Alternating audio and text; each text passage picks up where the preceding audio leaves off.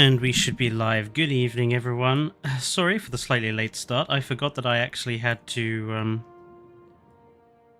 put the music on. I forgot. How we were doing.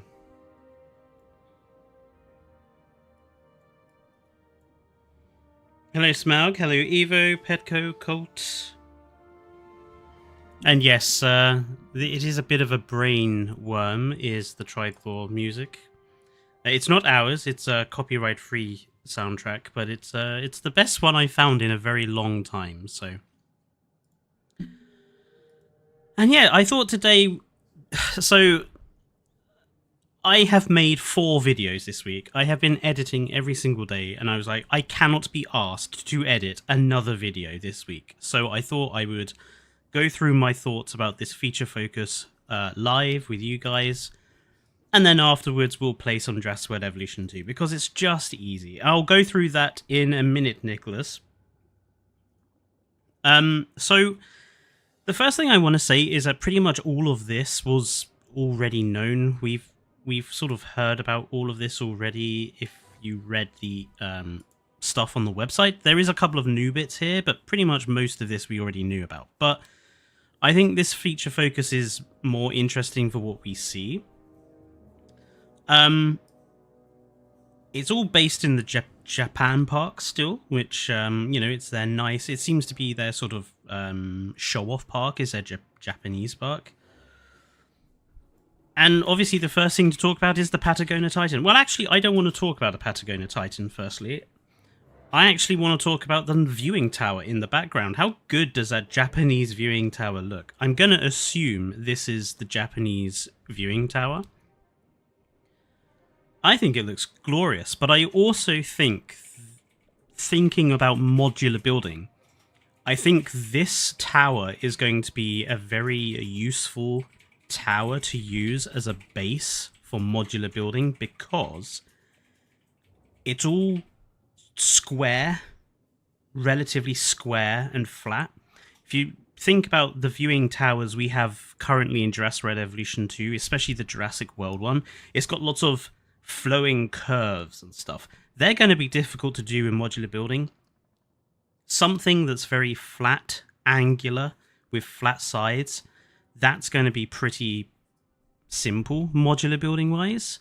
So yes, Evo, if they did include a naked one for us to customize, that would also be the best way. But even so, like, even if not, this is going to be quite a good one, I think, to use as a base. I like the fact that it also has, like, so it has this upper level and then it has the lower level. Quite like that. But let's talk about the Patagonia Titan. It's revealed later on that this is Patagonia Titan. Now, I've actually been and seen this guy. Where, if I go and bring up... Hang on one moment. Image. New source, image, browse.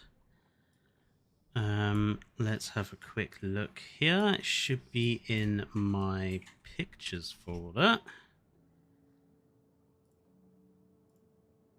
Where is it? Pictures and 2023 and which one shall we use? We'll go with this one. So, oh, that's a bit big, isn't it? Let's shrink that down a little bit. So this was in 2023 when Patagonia Titan was on display at the Natural History Museum. I'm not surprised Patagonia Titan has shown up in Jurassic World Evolution 3, given that 2 years ago Patagonia Titan was here in the UK. You're adding an extra syllable in the name, Fletcher. It's Patagonia Titan, isn't it? Am I saying it wrong? When I went to the Natural History... Yeah, Oh, it's Patago Titan. I see. Patago Titan. I added an extra N accidentally. Okay, Patago Titan. I suppose it's because I'm used to saying Patagonia. Okay, Patagonia Titan. Yeah, it was here, so I'm not surprised it's popped up in Jurassic World Evolution 3. I have to say, I think it looks very nice. I like the spikes on the top of the head, and I like the osteoderms going down the body. I think it looks really cool, and the baby is hella cute.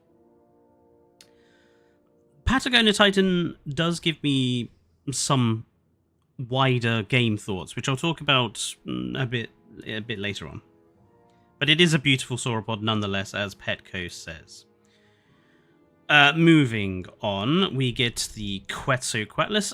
I believe that this pattern is different to the Quetz we have at the moment, so I think we're going to end up with new patterns for at least some animals. But it looks, it's the Quetz, it's fine. The thing I'm more interested in, though, ignoring everything else, the lily pads are clipping over the feeder, which potentially means that finally now, when we place down feeders, it's not going to remove all the vegetation around them. It's one of the things that bugs me the most about Jurassic World Evolution 2, is that you put down, you place down all your nice vegetation, and then you put down a feeder, and then it destroys all the grass and everything, and it just leaves you with that flat, empty, textureless ground around it. But this seems to suggest that that's not going to be the case anymore, so I'm looking forward to that.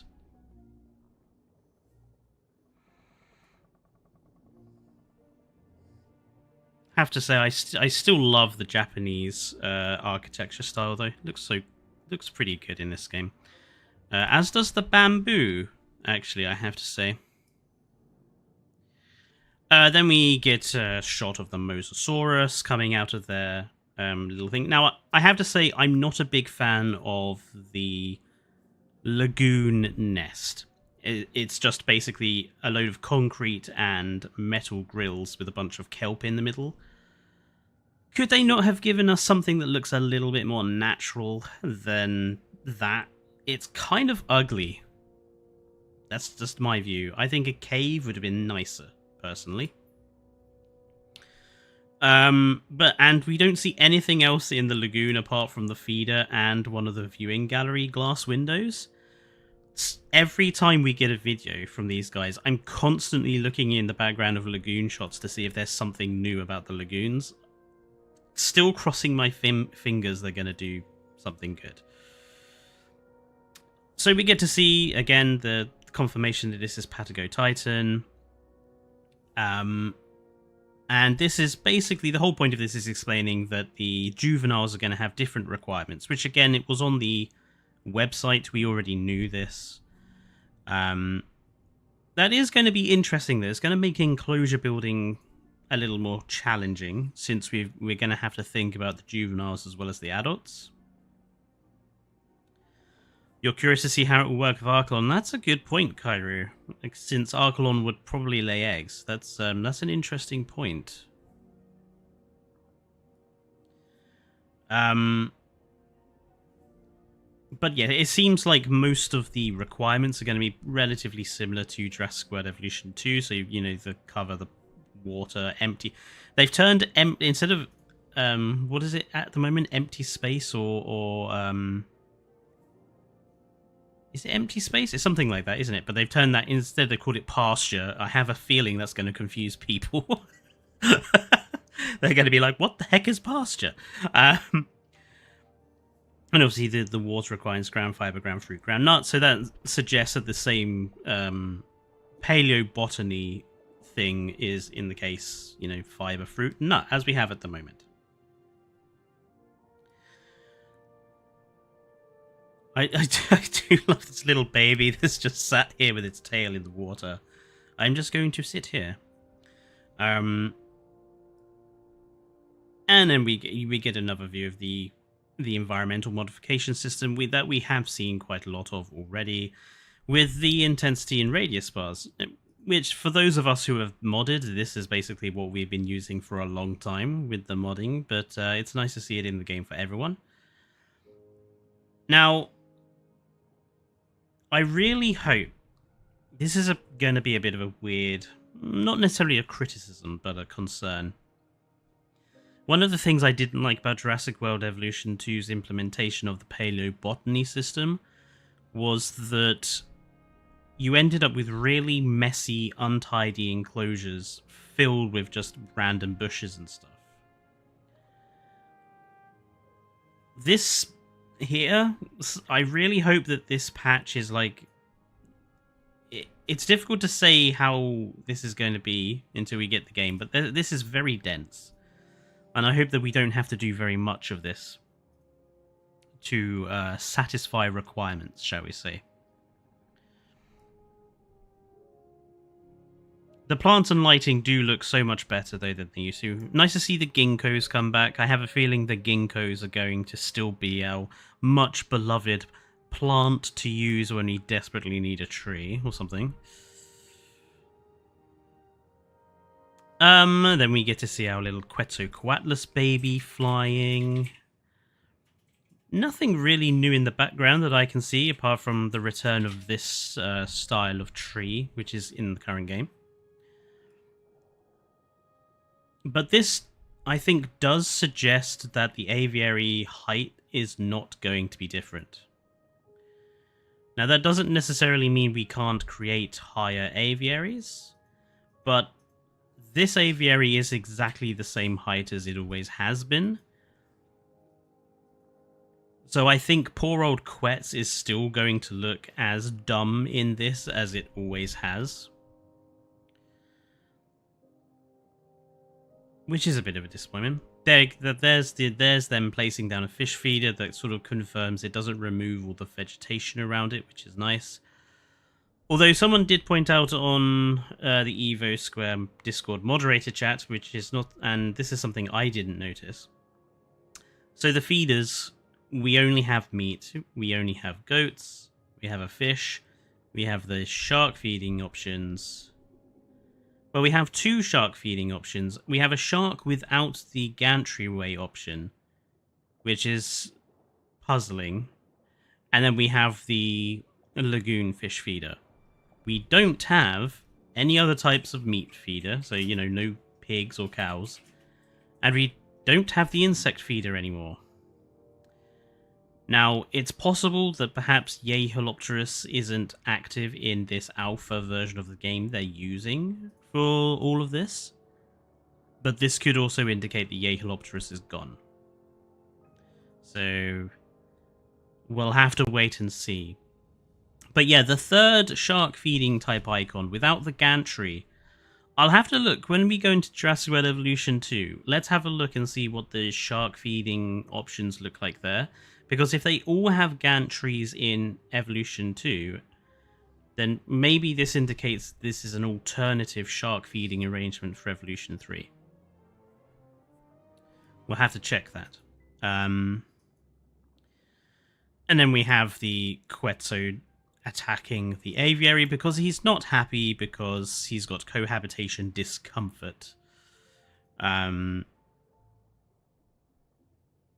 There are a lot of options here. So, I mean, this is comfort, this is disease, this is genetics, this is social. And then we've got 2... I mean, I assume this is the family tree so you can see which animals created it. And then this one is...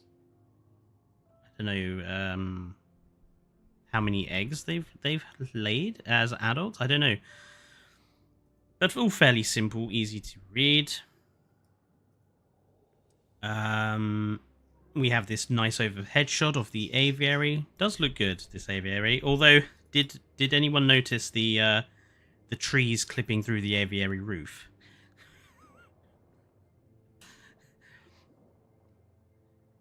Some things never change. Again, so, you know, we just get to see some of that Japanese style of building. I'm assuming this is going to be the aviary viewing gallery. Japanese style. Looks very nice. The return of the generators that we already saw before, but, you know, we've got them again.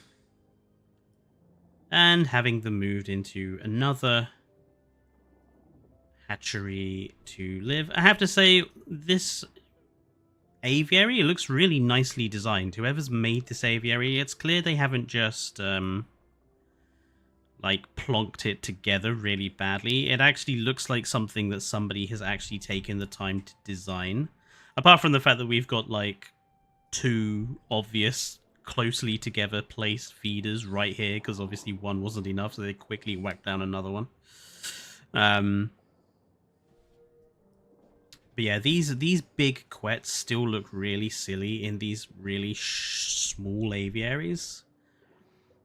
Also, I've noticed with a lot of these quets shots, they are just persistently flapping their wings. So it looks like pterosaurs are not going to glide more, which is one of my criticisms about the pterosaurs in Evolution 2. They just flap all the time, and it's not really how pterosaurs flew.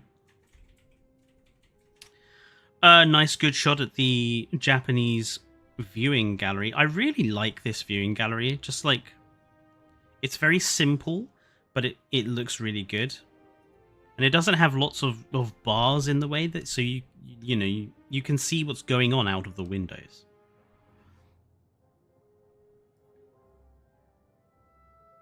And then we have these little Patagonia. I absolutely adore the sounds these little Patagonia Titan make. Actually, I will actually play this. Benefit you later down the line when your thriving juveniles mature. They just make a little ha ha ha sort of sound. It's kind of adorable.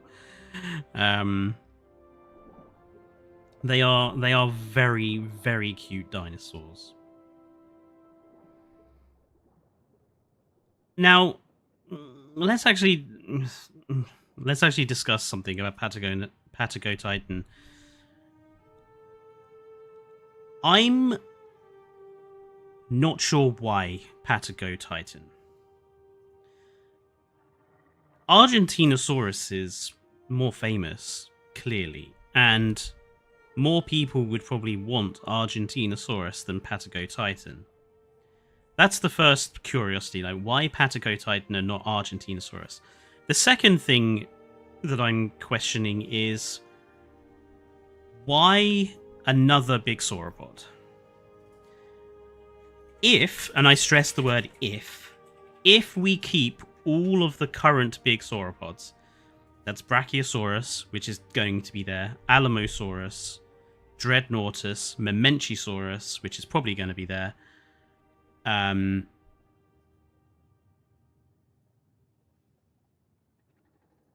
sure I'm missing one. Hang on. Brachy, Dread, Memenchi, Alamo. I mean, you could also technically include Ankylodocus. Kamara is not really a big sauropod. But you could include Ankylodocus in there, perhaps. I would be okay with Patagonia Titan replacing Alamo. But I don't want them to start cutting species and replacing them with animals that we already have a lot of. I don't think Jurassic World Evolution 2 needs another large sauropod. We're losing 40 animals, and one of them is going to be replacing this guy. If we're losing, say, Huango, or Liplorodon, or Attenborough, or Styxo, or I'm sure there's a couple of others I could think of. We're losing those and getting another big sauropod. Yes, it's a nice looking big sauropod, but you know what it is for me in animal species. If you're adding an animal species, it has to be with purpose. Like, we have too many animals that are just basically the same as animals we already have, offering nothing new. It's very nice, it looks fantastic, but... And I hope they cut Chunkingo.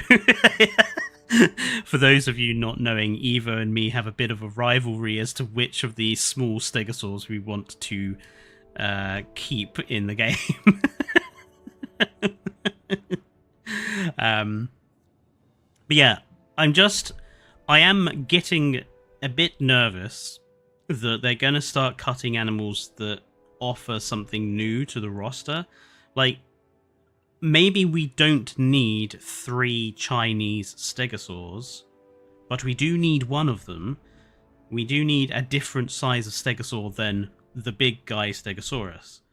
Even Werho is still pretty big, and Kentro is still pretty big. Like, the best view of it for me is we have a small, a medium, and a large example for each family group of animals. So, Protoceratops is our small ceratopsian, Chasmo, Toro, and Nasuto, something like that, is our medium size, and you have Trike or Penta for your big one. That's what I would like to see, a range of size. That's very important. So, yeah, that's just my sort of worry about, you know, the roster generally. We get to see the Lagoon Mosasaurs again. Kind of getting a bit worried we haven't seen anything other than mosasaurs in the lagoon. Would be nice to see some other lagoon animals.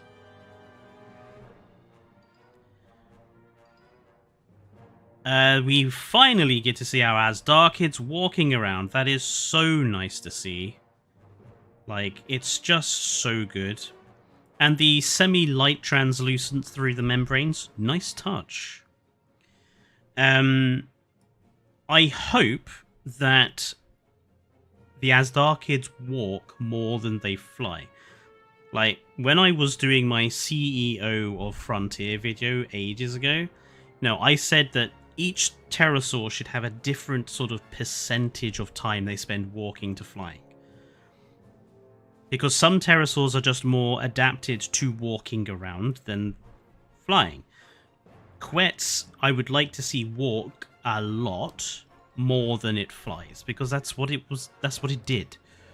But they do look very badass when walking around. Killer giraffes, killer flying giraffes with beaks.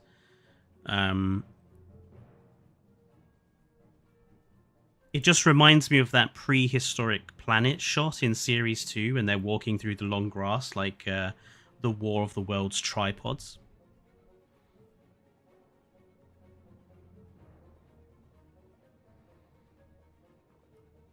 I also really like the changes to the skin patterning.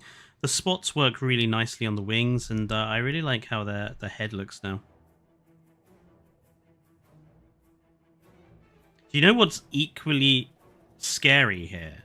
Is that these babies are still going to be like the size of a person, like height-wise. If a Quetz is about 3 human beings high, maybe 4, those babies are like a human being in height, which is equally terrifying. So yeah, you don't want to get on the bad side of a baby Quetz. Hello, Glitz. Do we think Quetz is going to be able to fight alongside a T-Rex? No, I don't think so, Diablo. Mostly because it looks like aviary species are going to be confined to aviaries. So I doubt there'll be animations specifically to show aviary animals fighting. It's like, I don't imagine there being an animation where a Quetz on the ground fights a T-Rex. And I wouldn't want that. Personally, the whole combat side of Jurassic World Evolution is like the lowest thing on my list for them. Like, I would rather them focus on so much other stuff. And we have that nice shot of the herd of Patagonia Titan and their babies. And so this is the bit where we actually get one new bit of information, and we're told that some babies will not just follow their herd, but will just follow any adult. So these baby Ankies are just following the adult Patagonia Titan. It made me think of the Polacanthus in Walking with Dinosaurs, walking with the Iguanodon herd. So there's that sort of capability to like have natural mixed herding with babies and adults, which is nice. The baby Anki looks fine. It's a shrunk Anki. There's nothing much to say about it. I hope the Ankylosaurs get better skins than they did in Jurassic World Evolution 2. They felt very underappreciated. Those are Brachiosaurus. Are they? In this shot? Oh, so they are. My mistake, they are indeed Brachiosaurus. Thank you, Colt. Hello, Guillermo. So yeah, we have the Ankies walking around with the Brachies. We have the nice social animation of the baby Brachie running around under the belly of the adult Brachie, and it's doing its little rear up there. I'm probably going to say this every time we see an animation between a baby and an adult.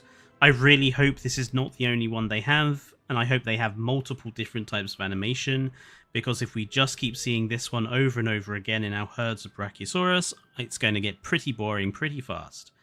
One of the biggest areas they need to improve on for Jurassic World Evolution 2 is not just the quality of the animation, but the quantity of animations. We need more types of animation for the animals to perform, rather than them all having the same social, the same head scratch, the same frill rutting thing, you know.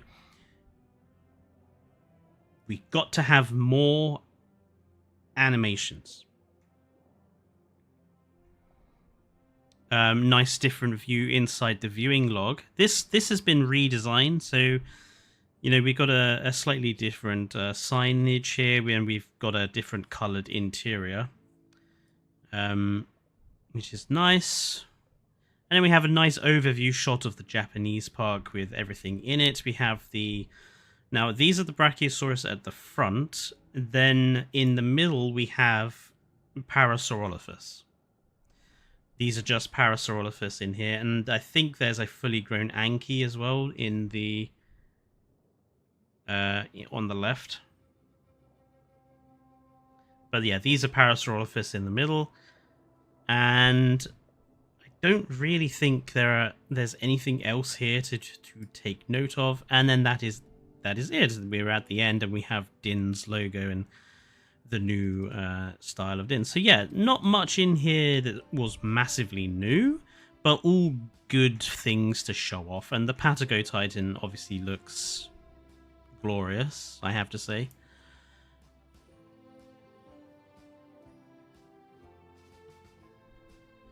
I hope the animations happen more smoothly and seamlessly. I do too, Petco.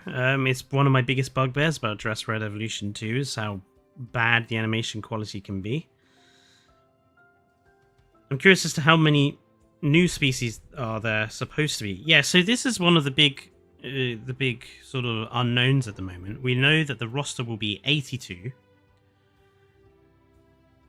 and we know the current roster is 122. So at a bare minimum, we're losing 40 species, but there's going to be new species in that 82. So how many additional species are we losing for the application of the new species?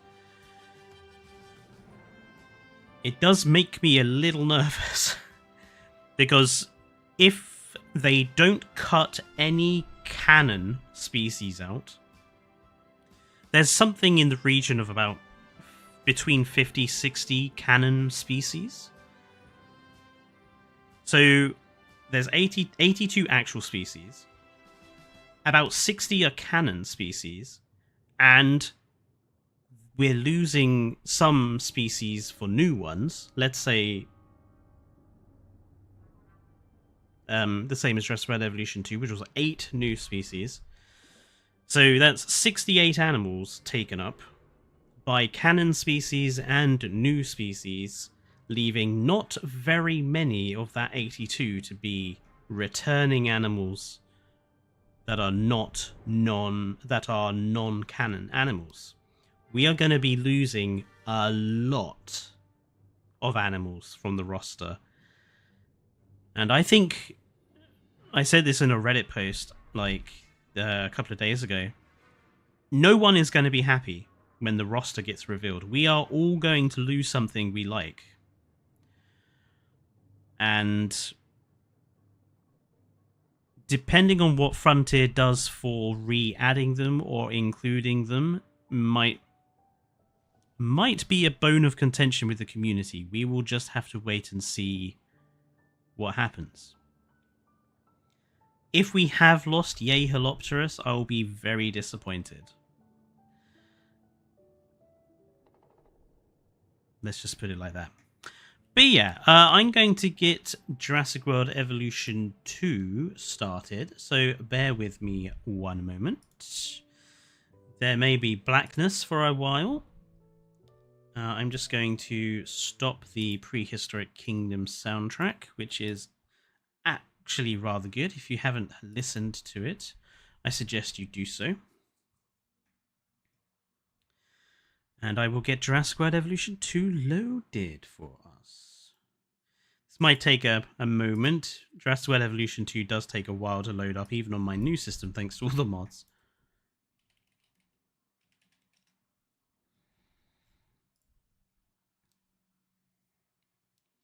But yeah, in regards to, you know, us losing those species, go away, Universal. We're all losing something we love. I don't think there's any opportunity, I don't think there's any chance that we're all going to be super happy about the roster.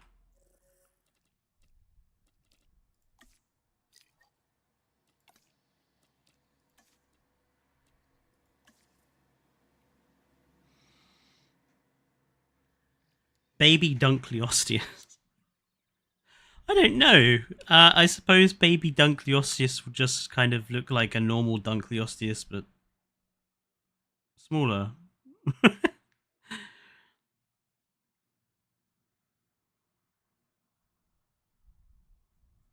I do have a suspicion they'll cut the Troodon. I have a suspicion they're going to cut a lot. I think almost all of the lagoon species might disappear. You know, we might keep the big ones, like obviously Mosasaur is there, Megalodon will probably be there.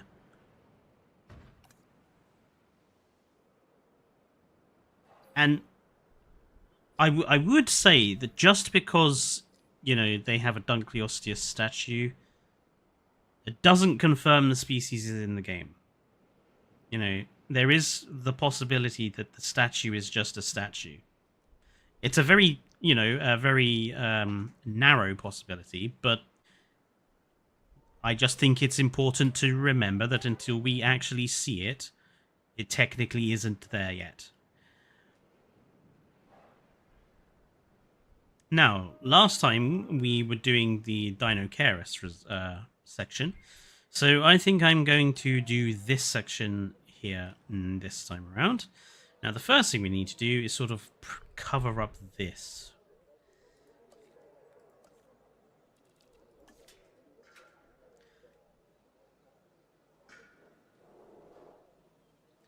I'd be so disappointed if the lagoon roster is small. It just feels like they're all neglecting the lagoons again. I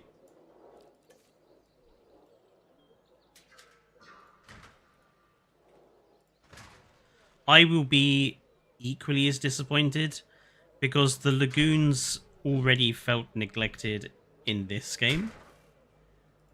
The idea of them neglecting them again, and how to say this without sounding like I'm being a jerk.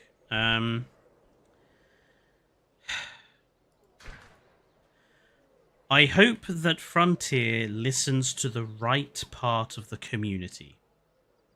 Okay?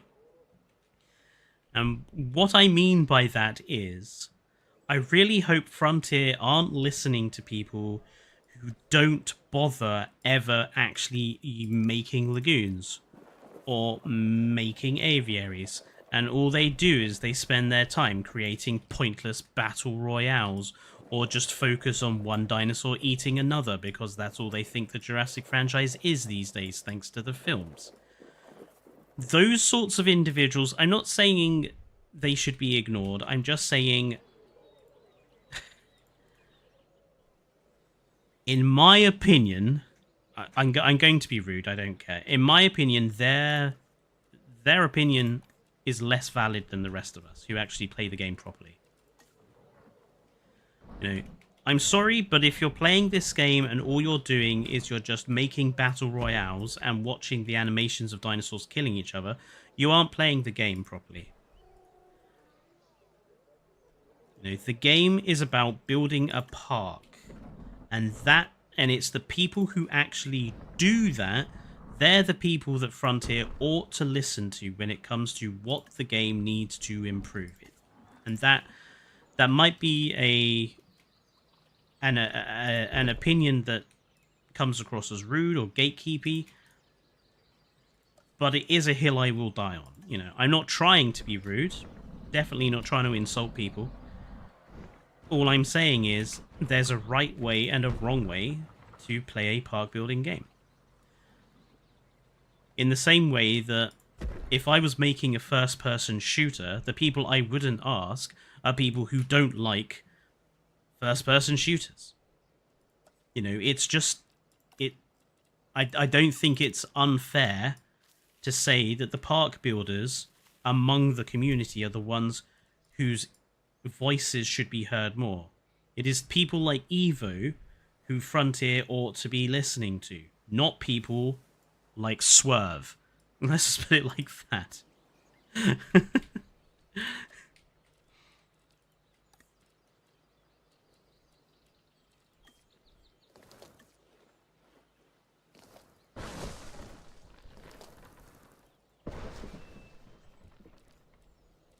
And if Frontier were worth anything, they would know that themselves.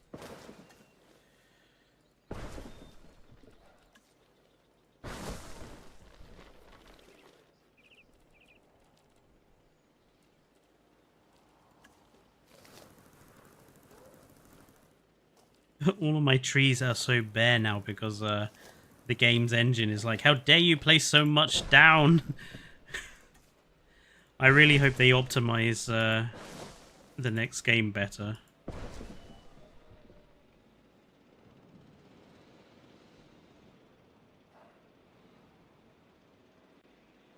There's a lot of species being willing to be thrown away in chat. Hello, Matteo. I feel like they should make the plants disappear as the herbs eat it, and then the herbs will migrate to where food is more populated. That is an interesting idea. That's what they used to do in Jurassic Park Operation Genesis. The only problem I foresee with that is that people will very quickly forget to repopulate trees in their enclosures. And then dinosaurs will go in a rampage or starve to death, and then people will complain that, like, oh, you're getting us to, you know, build these environments, but then we have to constantly keep looking at them. I wouldn't necessarily be against a system like that, though, if it was implemented well. It's the if it was implemented well bit that Frontier often struggles with, in my opinion. Like, contrary to popular belief, I don't hate Frontier as a games company. I think a lot of the time they have very good ideas. I just think they absolutely suck at implementing them half of the time. They come up with interesting ideas, and then these interesting ideas just, you know, they're always half-assed, or they're just not as good as they could be if a little more time had been taken with them.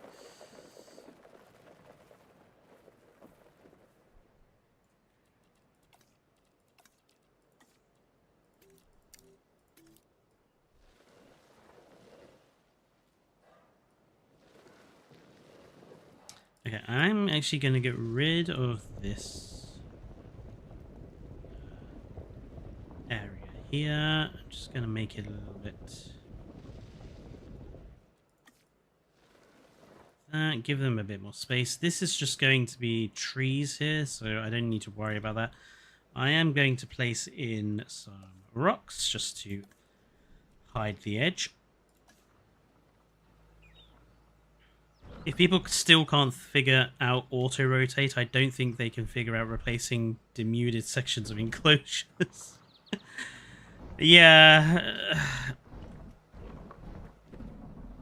That thought, Colt, is something that's on my mind about the modular building system as well.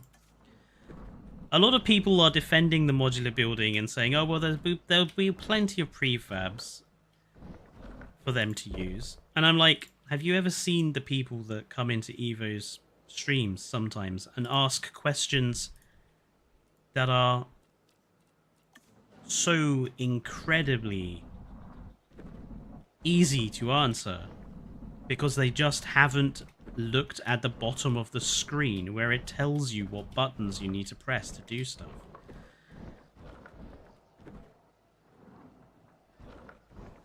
All I'm saying is, like, yeah, there'll be plenty of prefabs to use and everything else, but I bet you people are still going to not be able to figure out how to rotate something or some other stupid thing like that because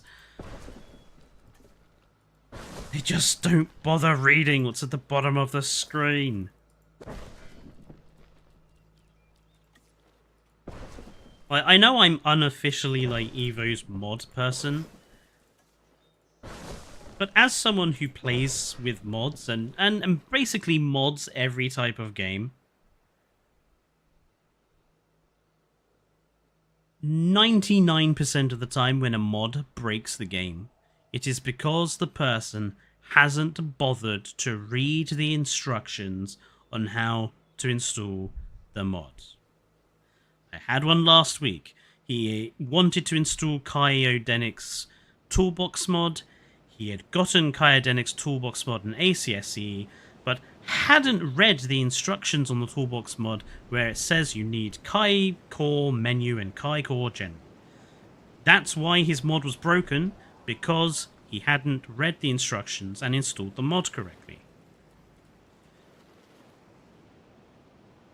My number one pet peeve is people who go, oh, well, mods break the game so often and they're complicated to install. No, they're not. You just need to read the bloody instructions.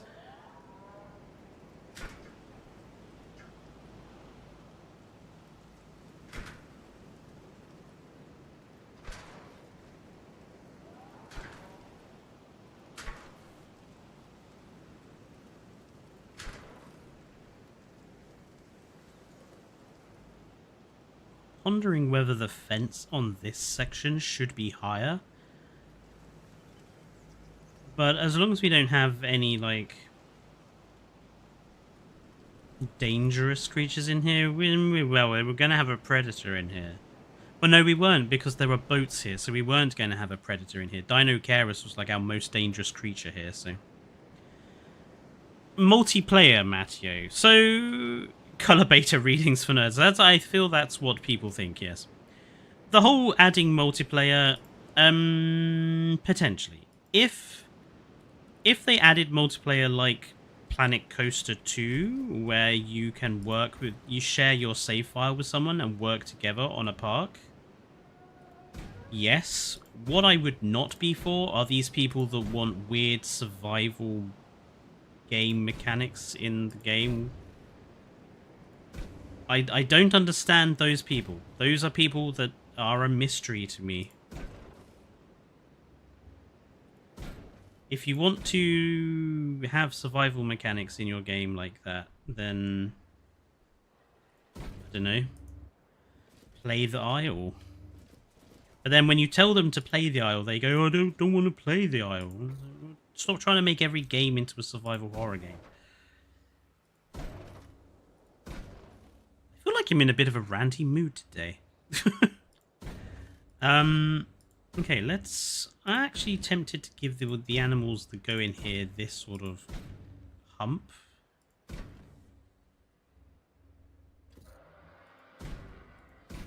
We'll change the profile of this hump slightly.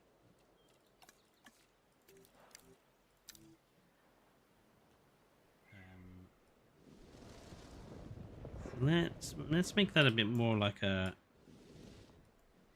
rock face. Let's just cut a little bit off the top.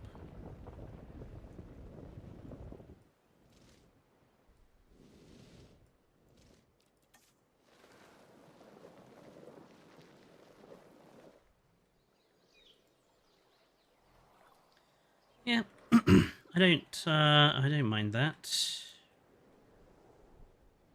We'll place down trees and obviously stuff to hide the edges.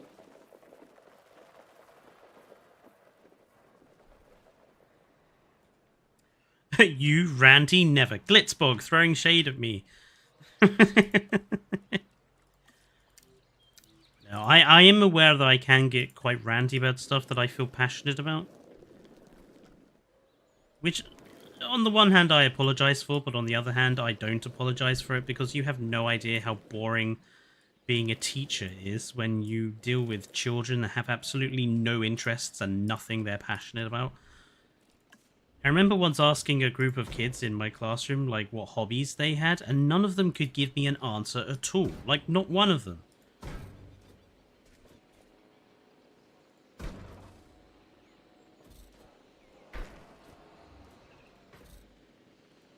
It's kind of worrying.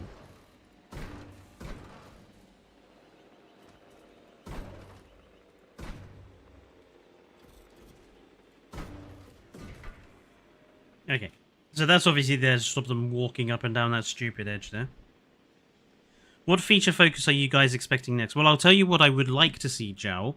I would like to see a feature focus on how the modular building is going to work, or how staff management is going to work. Because I feel that I feel we've had enough babies now. Like,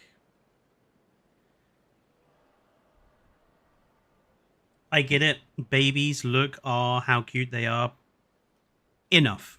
We've seen enough about the babies. Tell us about the rest of the game, please. Because I really hope that the babies are not the only selling point that Frontier are relying on to sell the game. Because honestly, the babies, I could live without them. Babies are not that massively important to me. I was never a particular fan of requiring babies in the game anyway. I'll take them if they're going to have them, but, you know, it's not important to me. It's the building and the management that is. That's the stuff I would like to see now.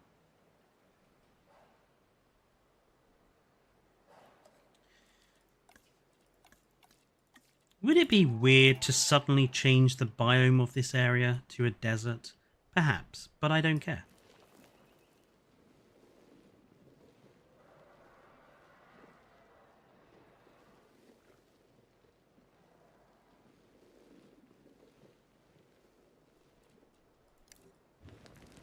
If London Zoo can have Antarctica in it for its polar bears, then I can bloody well have a desert in my water tour.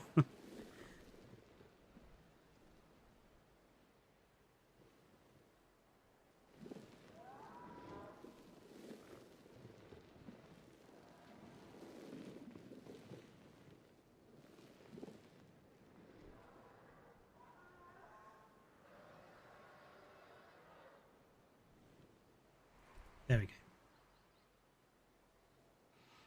go. Ah, yes, a desert in England. It's called Sheffield. No, I joke.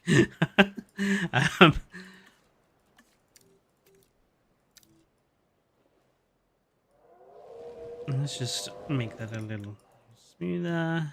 Yeah, I like that.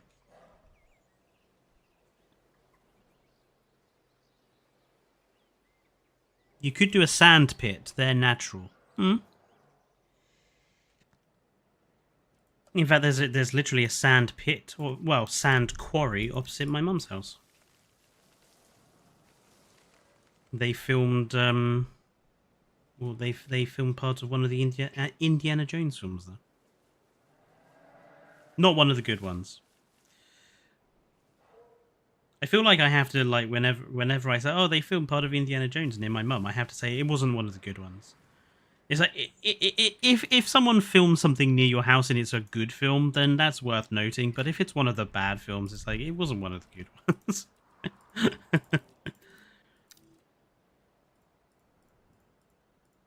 Just want to put a bit of a dune in here.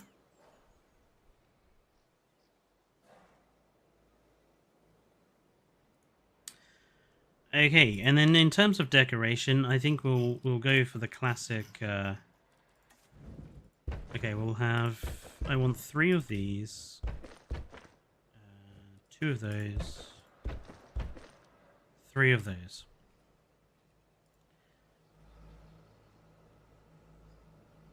If anyone does struggle to sort of decorate enclosures, that is something I suggest that you do. Just go through your decorations and be like, okay, I'm going to have like X number of this one, X number of this one, some of this one, and then see what you can, see what you do with them. Like, have a think, pick them at random, and then have a think about what you can do with them. Sometimes the randomization can sometimes help.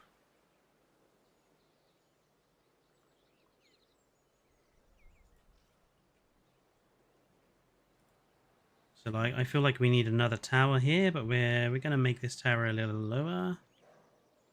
There we go. You're a geology nerd too, Cod. Funny fact, I was going to study geology for a time. But then my family basically fell apart and I decided to defer my entry to university and switched career paths. And,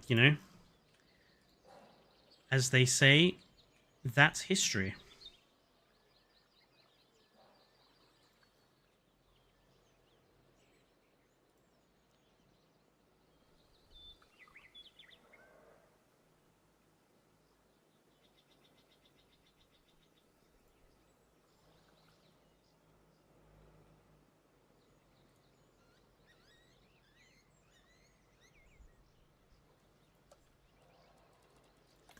Okie dokie, let's get some of these rocks in here as well.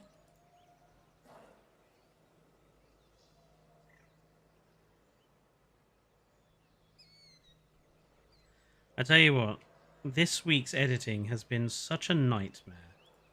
Right, so I edited it, obviously had to edit together a video about the Utah Raptor, which I wasn't prepared for because I just didn't think we were going to get a video. And then I had to edit the video together that's releasing in, not next week, but the week after. Because I'm always 2 weeks ahead of my videos. So next week's video is done, and the week after that, the video is done. But yeah, I had to make that video. And then I had to do the video for the Star Trek channel today. And then obviously we suddenly had more stuff. It was like, good grief. I like making content. Like, don't get me wrong, I like making content, even if perhaps not as many people look at it as I wish that people did. But by Jingo, after a while,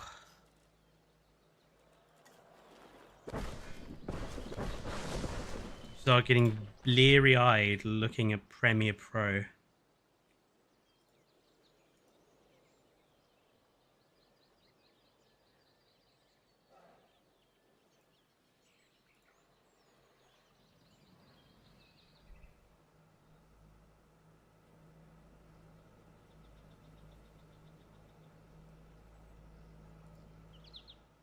By the way, speaking of the Utahraptor, what are people's opinions? I know Berenson is happy the Utahraptor is coming back, but what are rather everyone else's opinions? Since we're talking about it.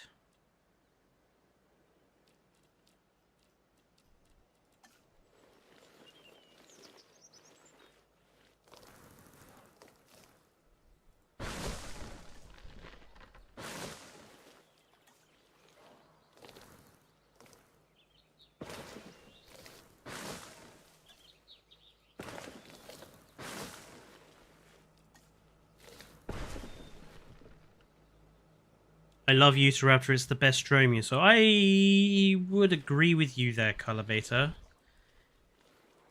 In terms of the animals that we have in Jurassic World Evolution 2, for that particular family grouping, I definitely agree, it's my favourite. Honestly, I wouldn't give a damn if we never got Atrociraptor back. Frankly, that animal was so worthless in the film it was in. I don't see any point in it coming back, but, you know. Here come the canonicity fanboys to shout "cannon" at me really loudly.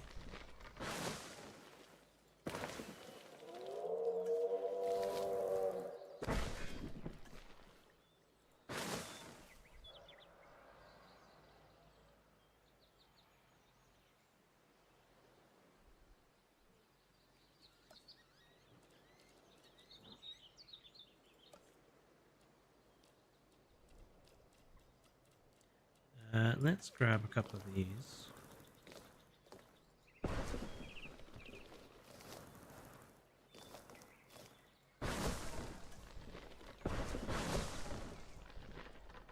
Just gonna blend them in with some vegetation.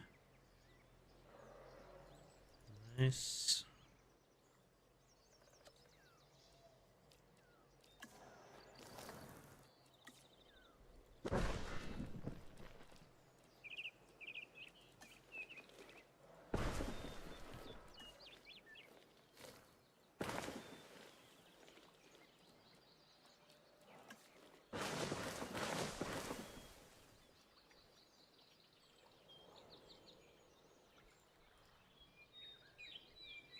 Obviously, all these fences you see around, they'll all be replaced by Kyodenic's actually invisible fence. So they'll all disappear.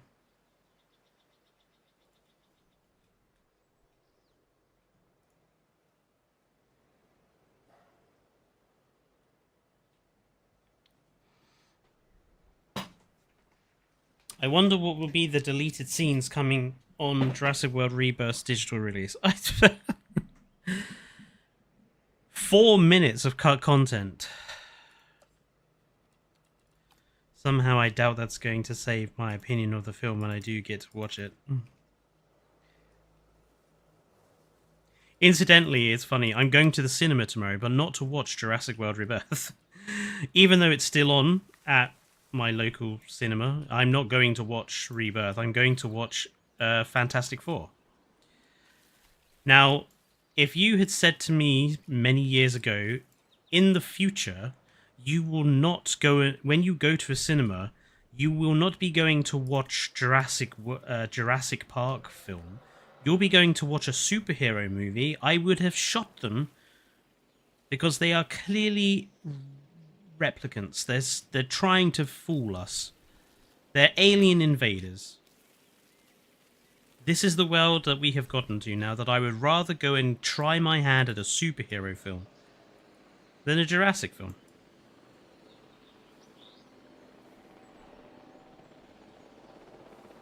The world's gone bonkers, I tell you.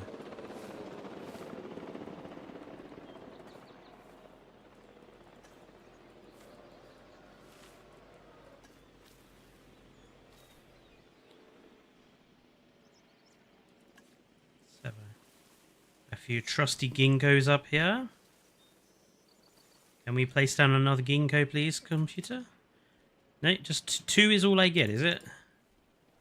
No, that's a bit better. Thank you.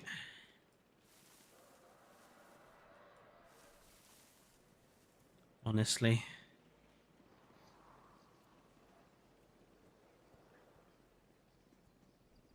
Oh, nice, Glitz. We'll be able to talk. We'll be able to share thoughts then. Where is my roughen up button? Let's rough it up a bit. No one read into that, please. I do like the roughing it up.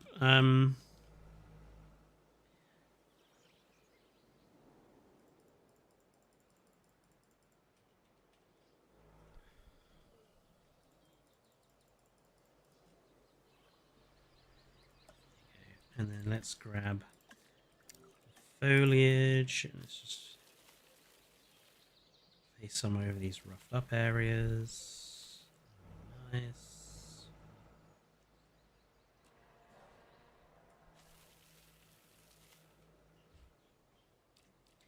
I do think we need some more plants in here.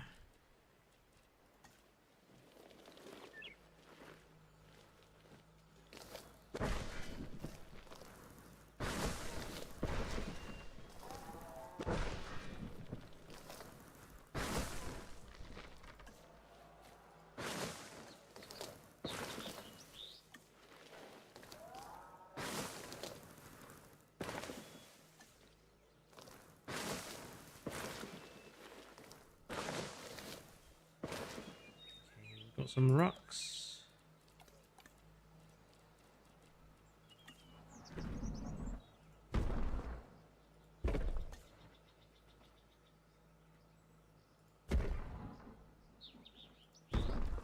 It's relatively simple to make a decent looking foliage area, I find.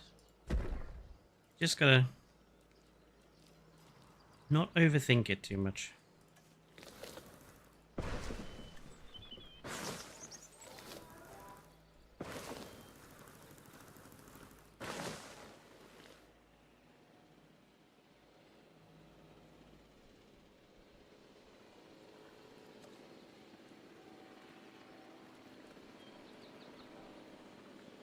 Toys with Christian.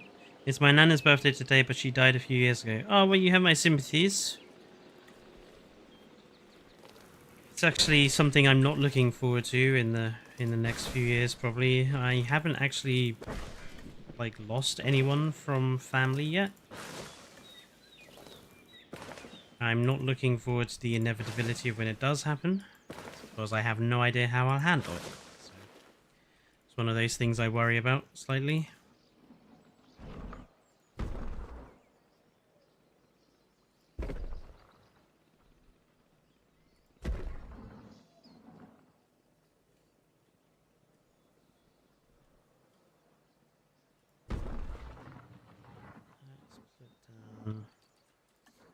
And a slightly bigger one. Just there. And let's have...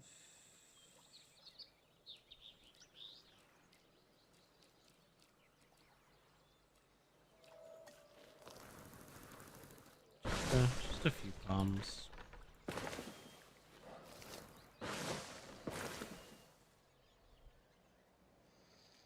Yeah, and since it's a desert, we don't have to be very heavy on the vegetation. We can just pretty much leave that as is.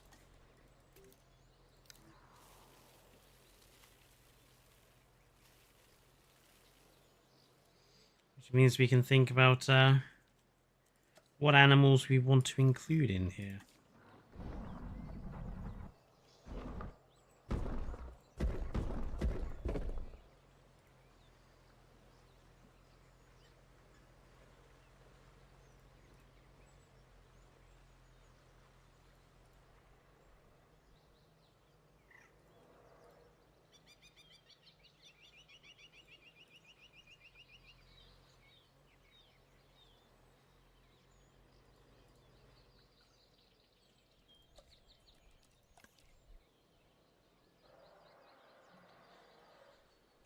Right. Let's just put in some vegetation around these rocks.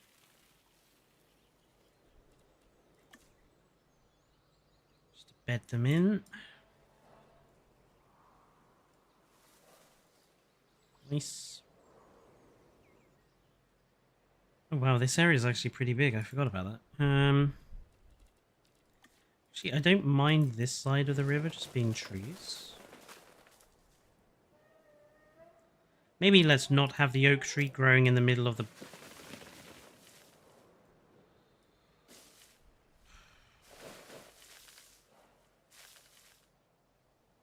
Frontier's tree tool is so badly behaved.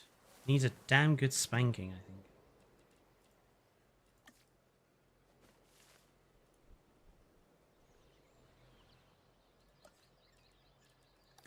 And yes, I did just say that.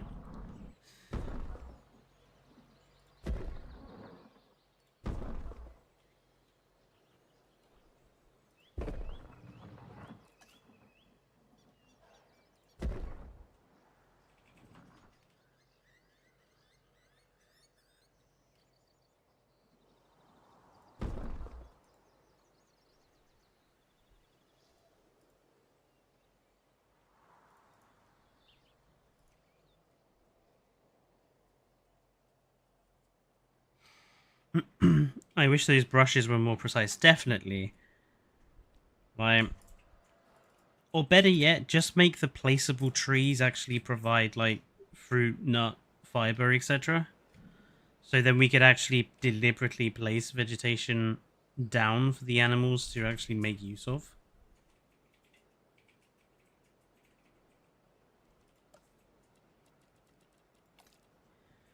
One of the weird oddities about all this placeable vegetation is it has absolutely no effect to the animals. The animals can't eat it or anything, and I'm like, whoa. What's kind of the point of that?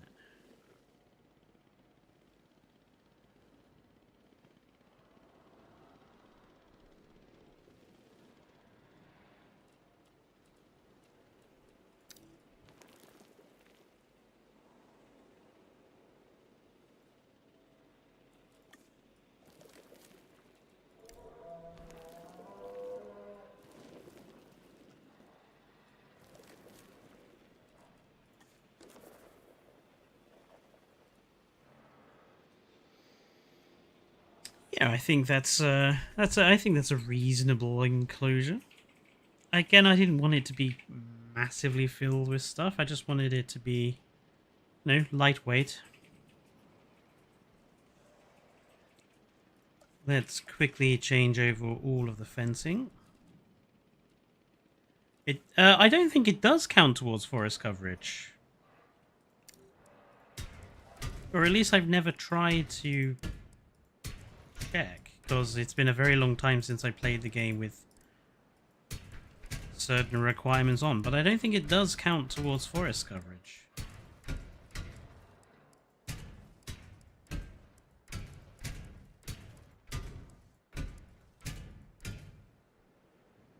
Excellent. Right.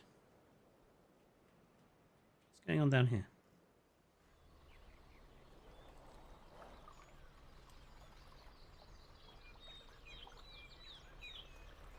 Oh, the invisible fence is like really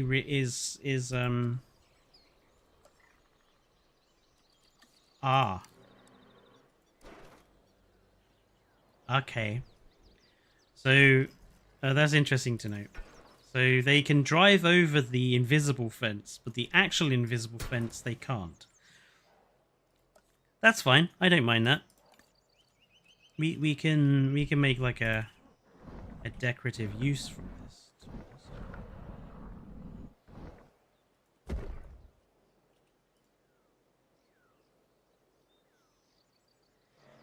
Interesting to note. Oh, I'm gonna have to do the same thing down here.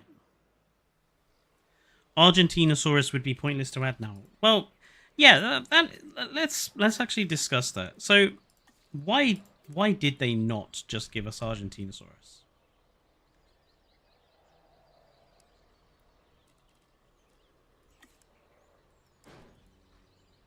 They must have a reason, right? There must be a logical reason.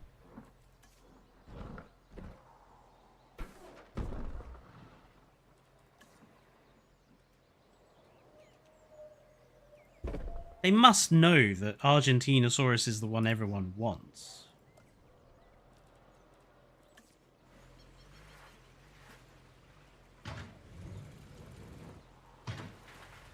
That's true, he probably would fix it. Though I don't like to bother him. Stuff like that. I know he's... Last time I spoke to him, he was like working on trying to get his few mods that he's like halfway through making finished before obviously the game ends.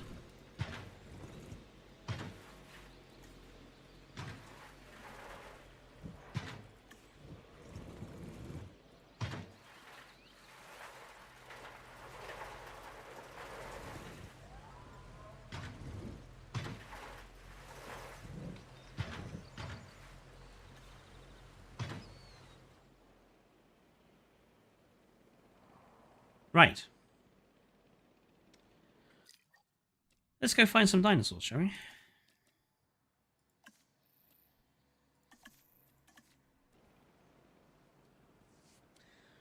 Frontier likes to be contrarian. That's probably the most realistic answer. Frontier goes obscure before they go for something popular. It's so they can sell it as a DLC later.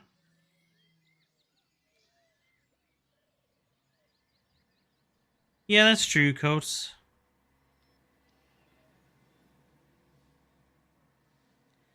Patagonia Titan isn't like new, but it is new. You know, and when it was over here in the UK, like it was 2023, and if we assume that the game's been in development for 2 years, well, so in 2023, right at the start of the development of the game, Patagonia Titan happened to be in the Natural History Museum as a big display. I suppose that would make some sense, wouldn't it now? A management guide on how much we are going to hate the scientists would push people away. Yeah, but management, I feel like they need to really show us that the management works. Like, the management in the game is one of the biggest areas where people were complaining about Jurassic World Evolution 2. They can't just ignore it. Okay, so let's have some ideas for animals for our desert enclosure that we just finished building.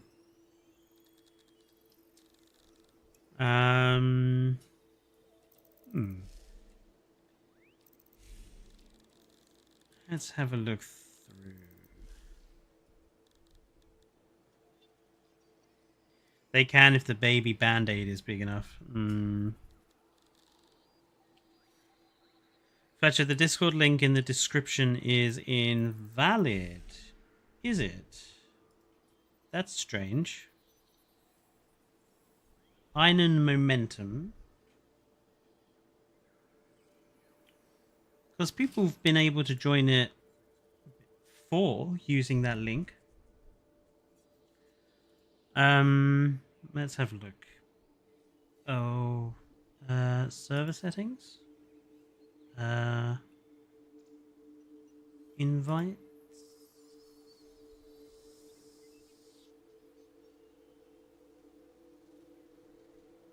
Yeah, this link has barely been. Oh, actually, there's one missing.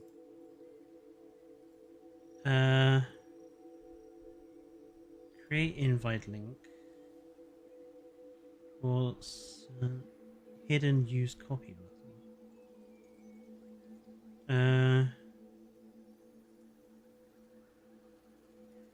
No, why can't we just have a permanent one?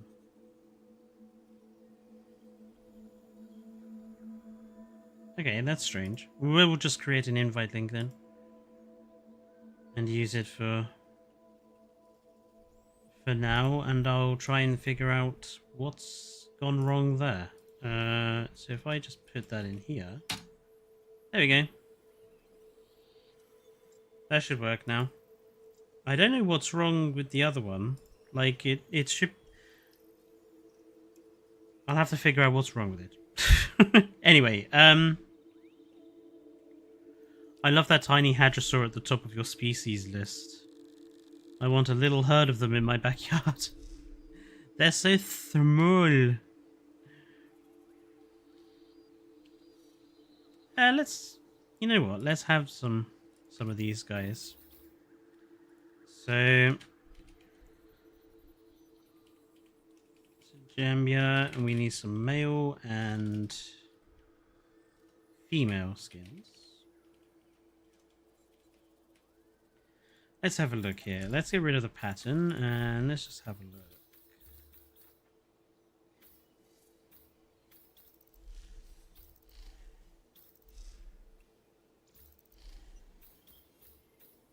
Yeah, I quite like that. That's really nice. That will be our male one. In fact, I don't even think I'm gonna give it. Oh, actually. Red or blue? What do people think? I'm quite a fan of both, so...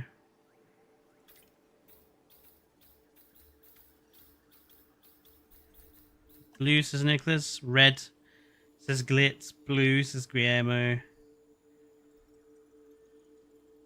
We'll go with the blue.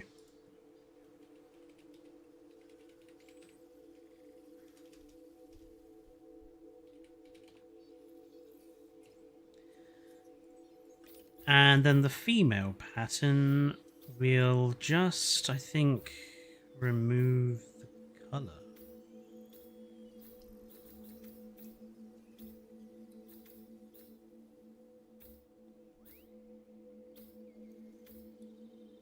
So yeah, we'll just make it look really washed out. We'll keep the blue crest, but we'll just make the color look washed out. So mangrove forest and pulcrana for the females. Right, okay, so Janbia or Jin, I don't know how to pronounce that guy. But that's how, like, he's quite small, so I think we need something a little bigger.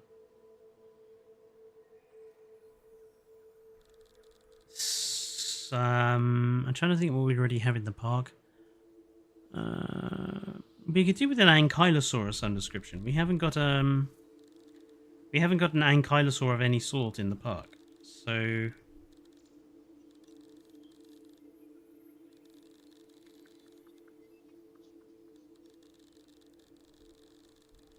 screw it. I'm just going to go with the Polacanthus because I like the Polacanthus now that I have access to Shonisaurus's colors.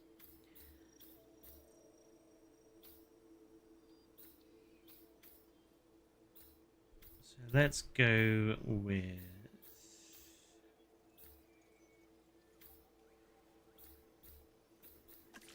quite like that, and if we maybe give it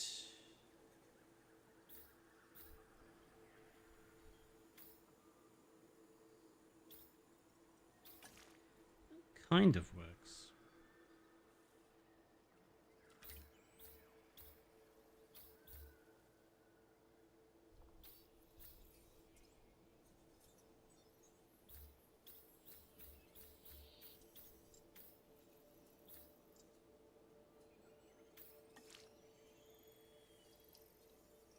Yeah, I'm happy with that. So Polacanthus.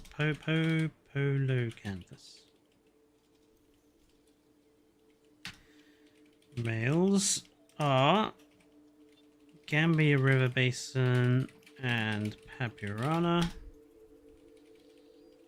And females.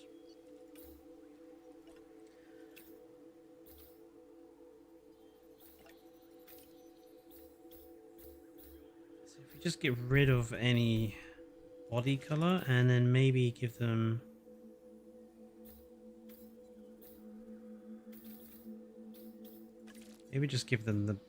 the black stripes of Pulcrana. So Svalbard and Pulcrana. And then I think possibly a Hadrosaurid of some description or something similar. You don't favorite your skins or patterns, Fletcher? No, I don't.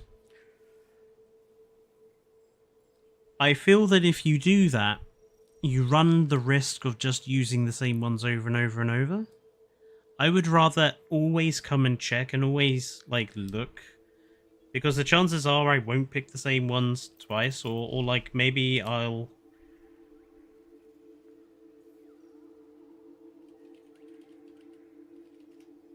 Maybe I'll just, like, pick a different one based on the environment that they're going into, or something like that.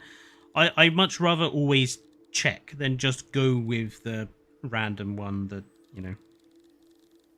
Yeah, but I mean, not even just the favorites, you know. I will always check every skin and pattern that I think, you know, might work.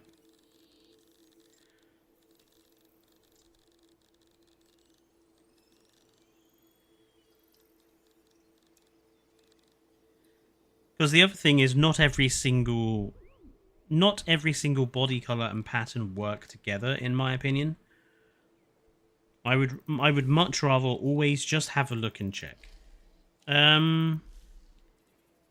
Sintao is just kind of boring in my opinion. It's just a worse para or a worse Allura Titan. I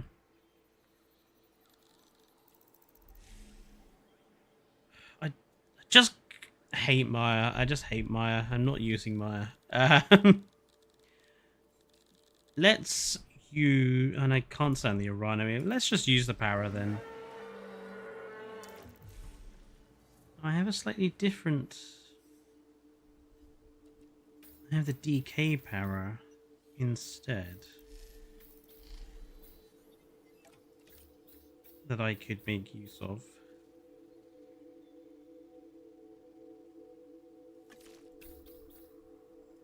I think we'll stick with the standard para. But actually, I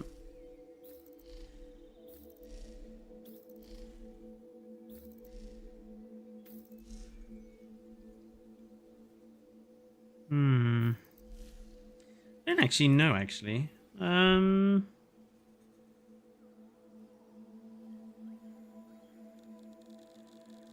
Maybe Corythosaurus doesn't get very much love, I feel.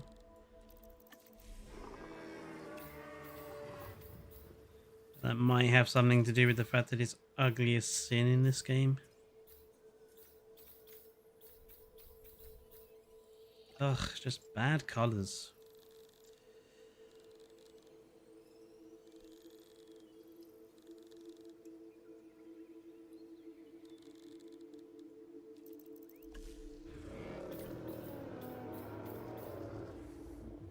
I'll be nice and put Maya in, even though I don't really want to. Let's go with...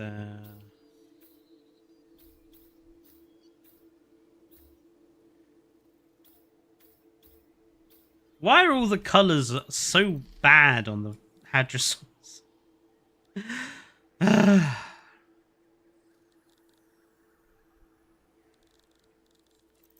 Maybe I was right with Sintow after all. No, maybe I actually was. Sintow has some fairly acceptable choices, I feel.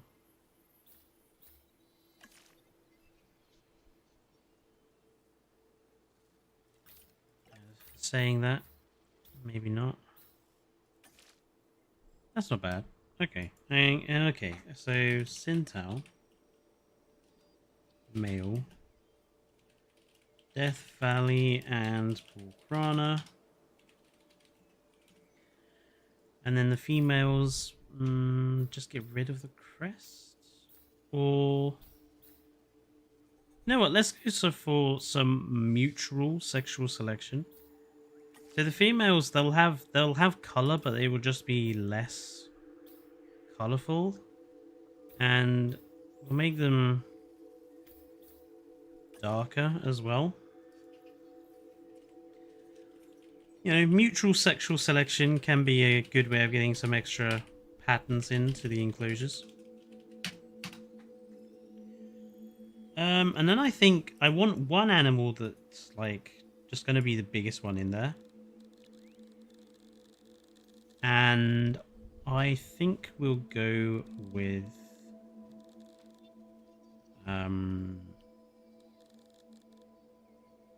something that, you know, isn't weird living on its own.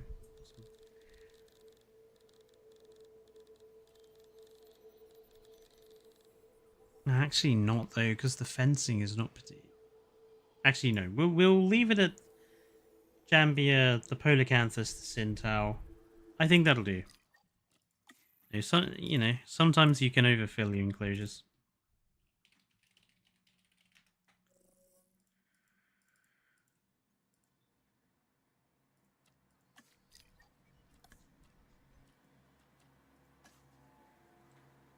I quite like putting sauropods into desert maps. I always have. I think one of the interesting things you can do when making enclosures is to pick a biome, yes, but then pick an animal that you wouldn't normally associate with that biome to put in there. You know, whether it's sauropods in the desert or you know, ceratopsians in the swamps, or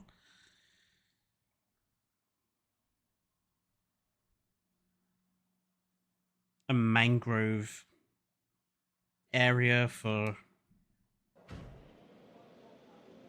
T-Rex, you know, because I feel that people, if it's something I've noticed through watching all of Evo's videos, it's like she'll make a swamp, and then inevitably when she asks people what to put in there, it's the same old ones, you know, Spinosaurus always gets mentioned, or it's another Spinosaurid that always gets mentioned. I feel people are kind of like stuck in this idea that there are certain animal species for certain biomes, and I think if you kind of try and get yourself out of that, you can come up with some more interesting ideas. Right, where is the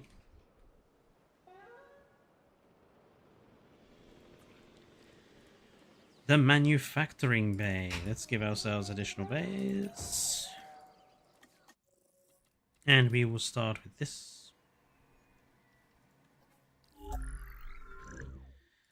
And it is Amazon rainforest and Pulkrana.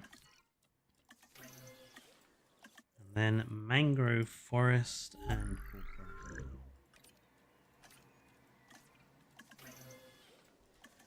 And I think, given their size, we'll go 3 male and 6 female. So a 2-to-1 ratio on male and females.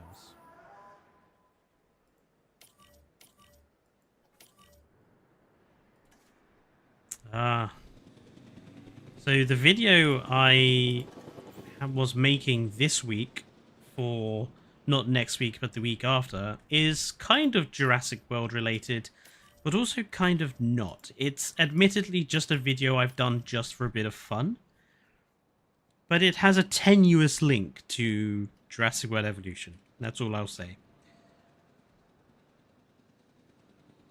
Lambiosaurus would be... if they got rid of Sintao, and maybe Coritho as well, I would accept Lambio in its place. But again, like, not every species is going to be like that for Evolution 3, is it? Like, some species are gone. And I just don't know. I have this horrible feeling so many lagoon animals are gone. I think Lio is gone. I think Chrono is gone. I think Plesio might be gone as well.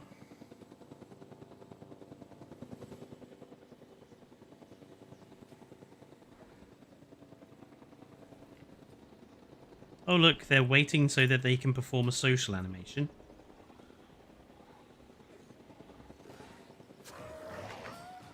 Quite a violent social animation. If that happens in Evolution 3, that's a straight, that's going to be a deduction of at least half a point. And if I'm rating it out of 10, that's going to drop it down by half a point immediately if we have the stupid I'm going to wait here for the animation to play out thing happen again. Tell you now. Right, let's get the Polycanthus in. The roly-polycanthus.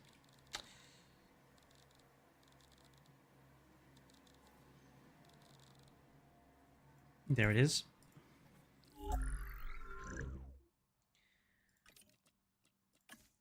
Gambia River Basin and Papurana. And then we need Svalbard and Pulkrana.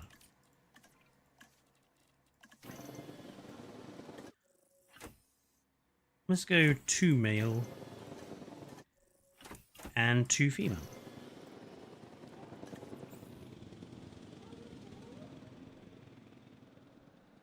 Yeah, that is interesting, Kingu. I mean, it doesn't prove anything, because obviously we know that there are lagoon animals and we know that there are pterosaurs. Although I suspect if... I'm not saying this is likely to be the case, but if the Megalodon and Dunk are just statues, and they've kind of done a bait and switch on us, oh, I think the community are going to be royally pissed. I agree, Smaug. I actually had that opinion the very first review I made for Jurassic World Evolution 2. I actually said that. I said there are so many problems with the lagoons and the aviaries that I would rather they were never there and that they had been given the time required to make them good and then they were introduced. Adding a feature in that's bad from the start is, in my opinion, a worse thing to do than not having a feature there at the start because it needs more work. Oh, talking of lagoons, I was going to check that thing, wasn't I? So,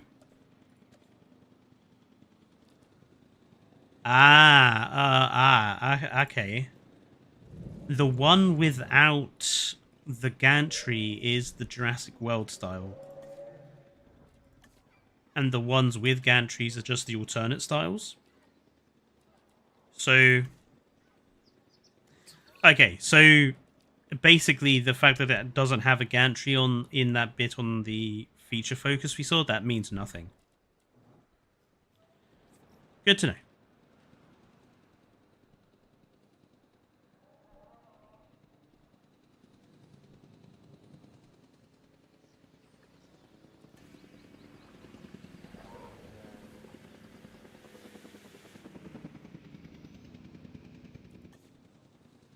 My god, these sky cranes are so slow.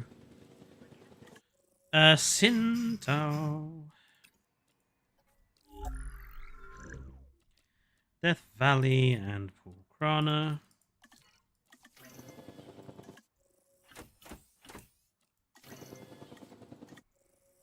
And Sonoran Desert. And Lithobates.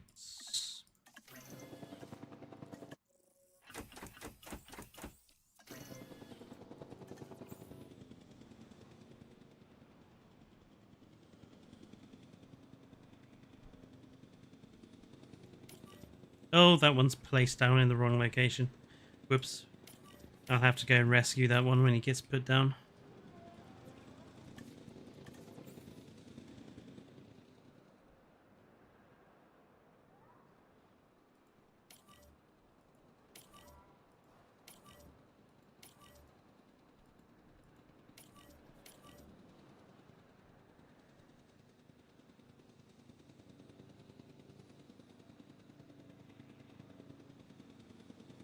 I'm guessing for E3, only new-gen consoles can handle it. Yes, I think they've already confirmed it's not coming to last gen, it's only on current gen.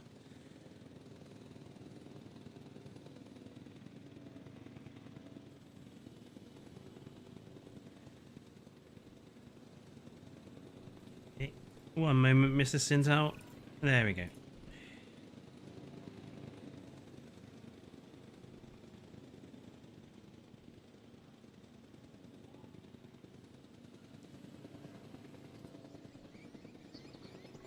I think the little Anjamba work next to the big Sintels and the Polacanthus, and I think this is a substantial enough bush to protect them from the road. I mean, they're basically cows, so...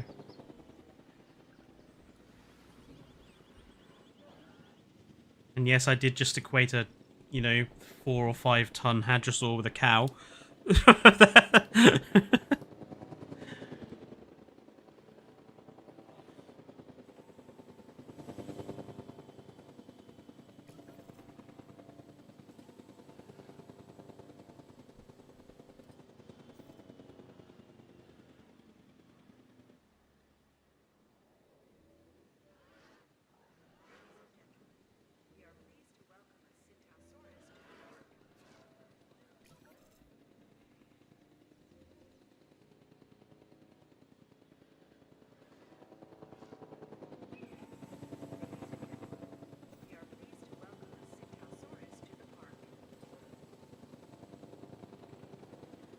Nice. Seems like a screenshot opportunity there. Maybe not. You're not really eating, you're just sort of making mouth things. Oh, you need to have your social animation. There we go. Which is the same one I believe the Edmontosaurus have.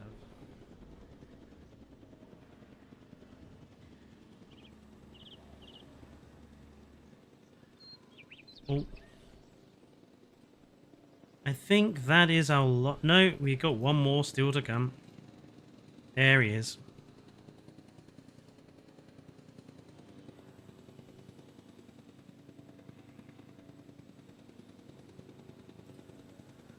There we go.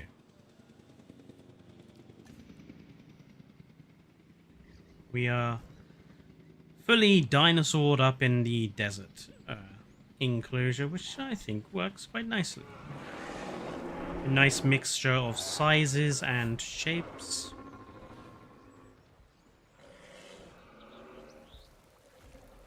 And colors.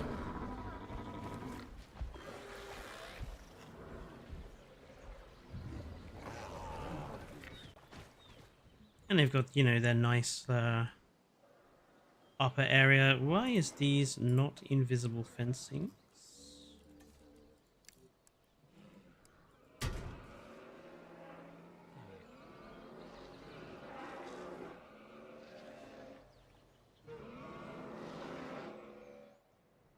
If anything, I think I've put maybe too many animals in there. I was expecting them to sort of diverse a bit.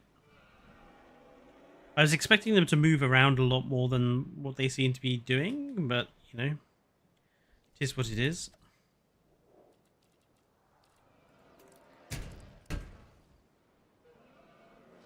They almost look like baby Sintails. Yeah, I suppose they do in a way.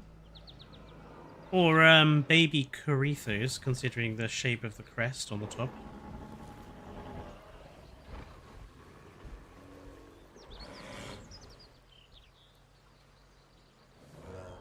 This one knows where it's at. He's staking a claim to the island. He wants the fresh greenery.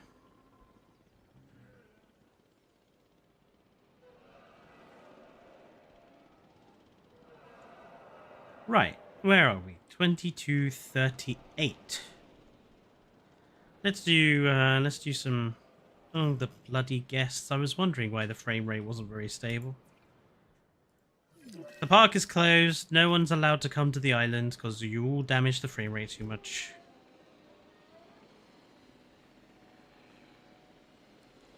Be gone, disgusting human beings.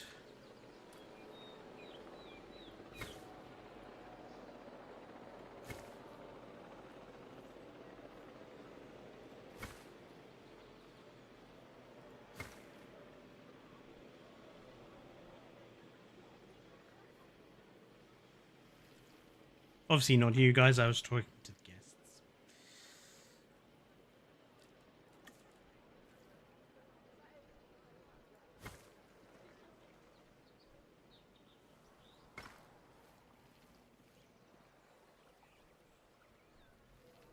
I'm not sure what to do down at this end for, like, guests. Maybe,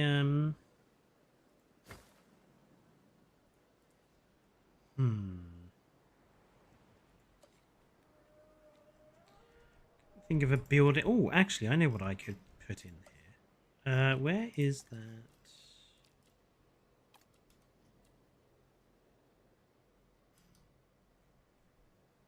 I may have gone past it. There it is. Ooh. That might be a tad large. Though it would be... Would the boats fit under that? Mind your heads, everyone. I mean...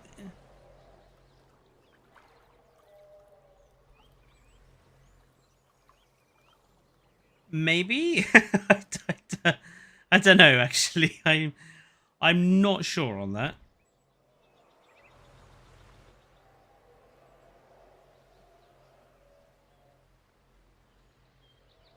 I like the building, but not necessarily... I think it's perhaps a tad sizable.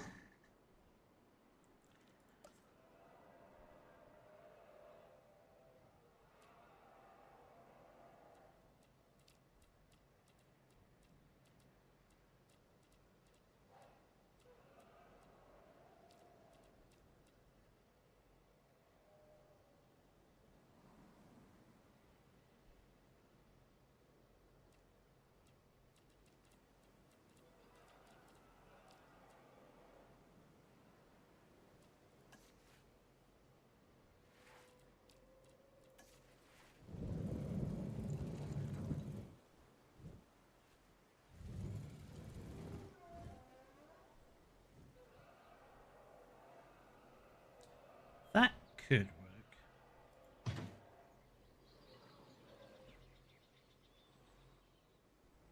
We have to blend it in a little bit, but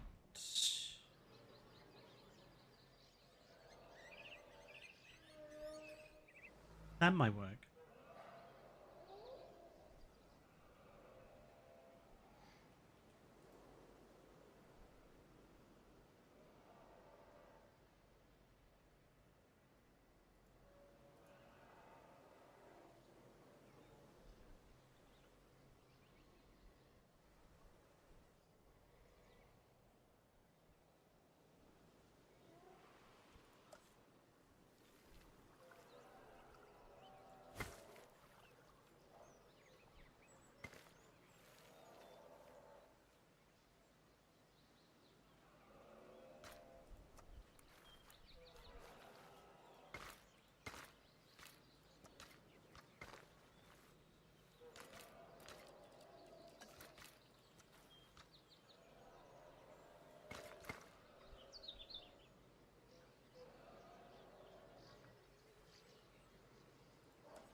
Okay, I don't dislike that. Let's grab our little fence.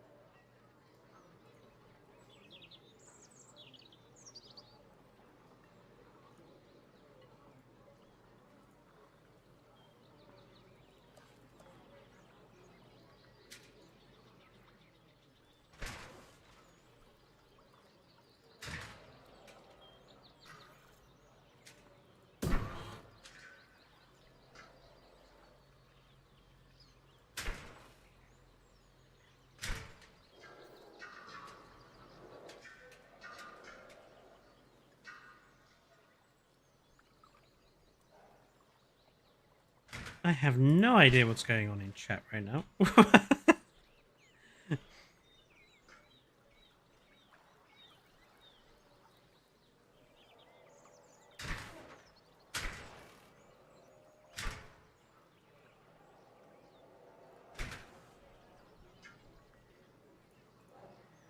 Incidentally, folks, I should warn you all that on Sunday we are playing Prehistoric Kingdom.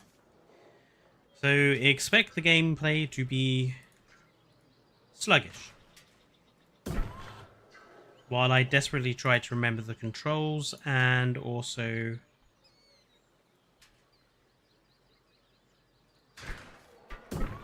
try to build something in an hour and 45 minutes.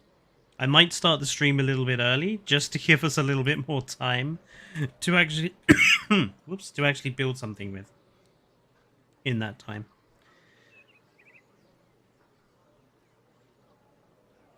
I suspect we won't get very far.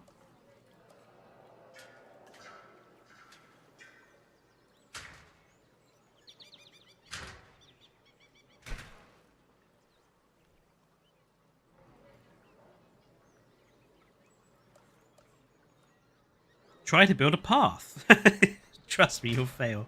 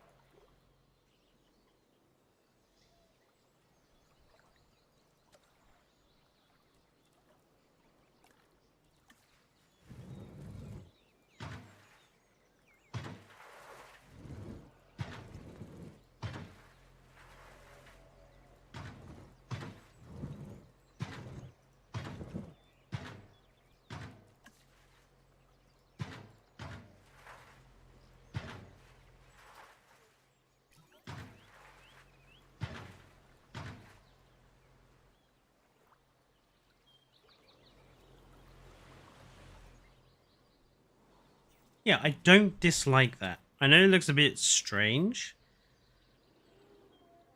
but I don't dislike it.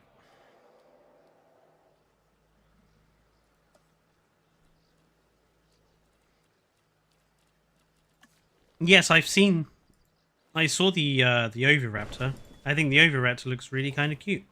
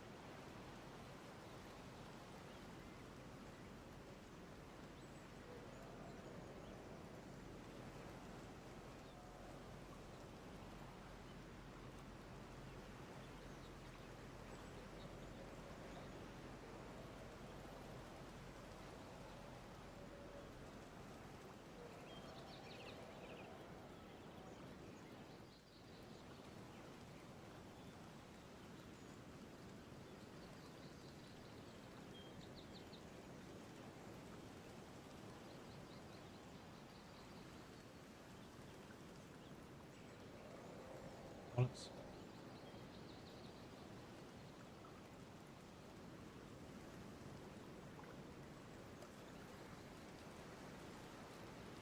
Let's see.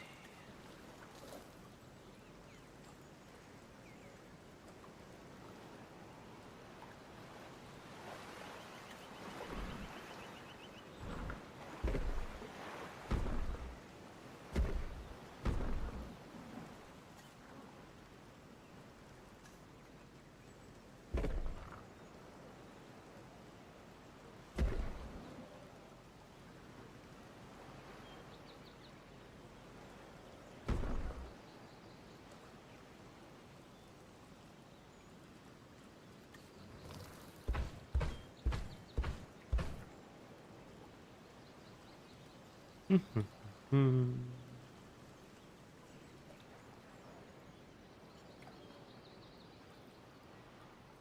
You know, I've decided that if I get Jurassic World Evolution 3, because, you know, I'm still not 100% sure I am at the moment. But if I do, I've decided the first thing I'm going to do modular building wise is probably try to create some like plaza decorations, like planters and fountain arrangements and that sort of thing, because that's going to be the easiest place to start. Like not building anything super huge, but like start practicing with like the smaller stuff, and then move on to entire buildings.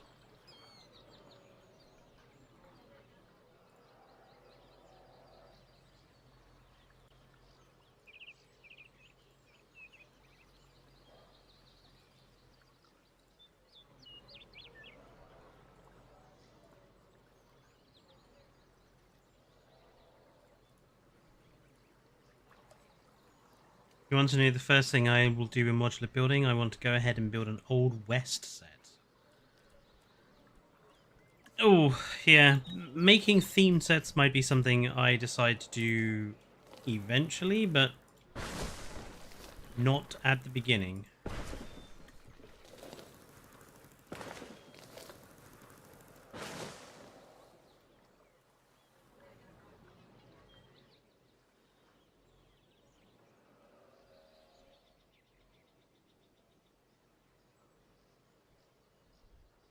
I can see builds taking a little longer with the modular building. They need to talk about that at some point in the future focus. Yeah, like I want to see how easy it is to actually use. At some point, well, I think the next video I need to script is going to be about, like, just looking at a basic building, like, say, this amenity, and being like, if you're going to build this modular-wise, what are you going to have to think about? And it's stuff like lights on the front, doors, windows. You're going to have to think about stuff like bars and extra, you know, design detail, air conditioning venting and steam vents, CCTV, aircon fans, like wiring, signage. If you look at even the most simple of buildings in Jurassic World Evolution 2, the amount of actual work that goes into them for modular building, like even something like the toilet block, you've got, you know, these angled pillars and then this roof that's balanced on top, and then you have the slats in the roof, and then you have this decorative work on the outside, and then you have like the toilet, the side toilet there, and then you've got like these round pieces to accentuate that bit, and then you've got the lights on the front. And the electrical box obviously at the back, and there's so much detail required in modular building to make a building actually look half decent.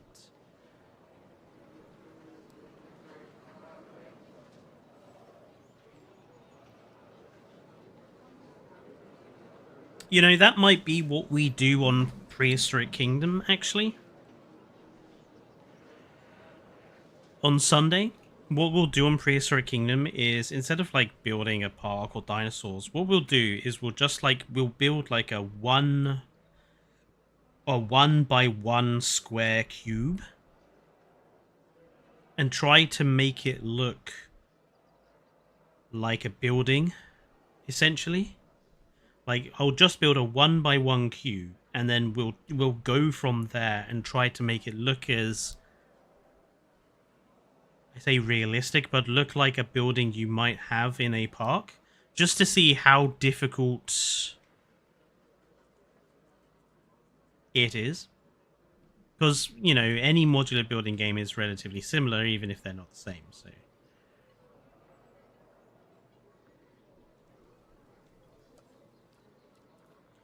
that might be something we do. We'll do like a... how difficult is it to turn a 1 by 1 cube into a decent looking small structure for a park?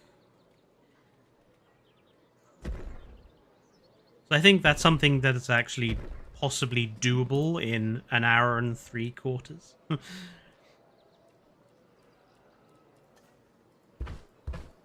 I would hope so. I'll cry if it's not. Oh, God. Honestly, the modular building, I think, is a terrible mistake. I actually think that it's a mistake. I think... I think Frontier should not have caved to a certain group of the audience that was demanding modular building. I think it's a mistake. Obviously... they could implement it in a really good way, and I could go back on what I've just said there. But at this present time, as I think it's a mistake.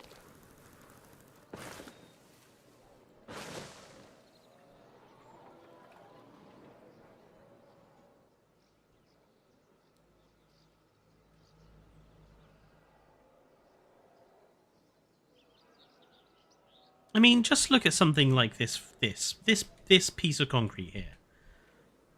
The chances are, in a modular building game, you would not end up with a piece like that. You would actually have to put in 1, 2, 3, 4 of these slanted concrete pieces together, get the angling right, put the lights in, put a metal pole in, put the flag on. You know, in a modular building game, that's probably 1, 2, 3, 4, 5, 6, 7 pieces. And would probably take you, like, if you were really, really good, maybe 10 minutes. And if you're not very good, like half an hour.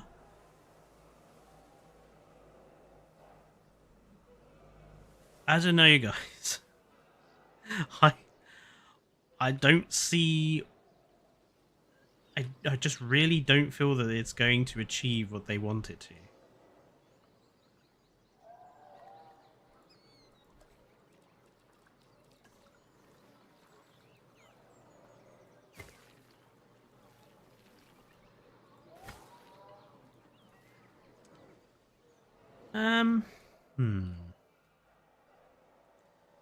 What do we have in the middle here?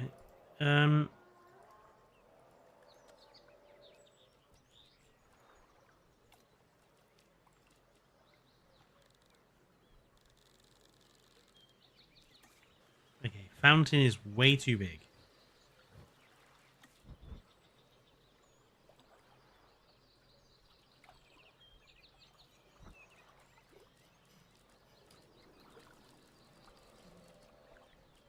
Corey, I really want Titanoveneta as a new species.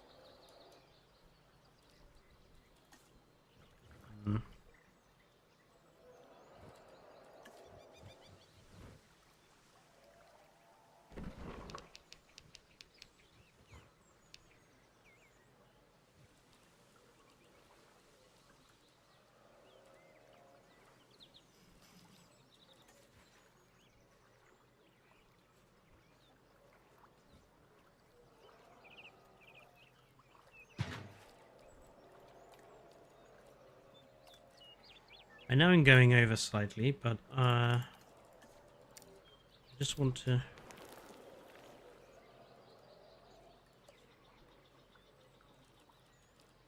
do this quickly.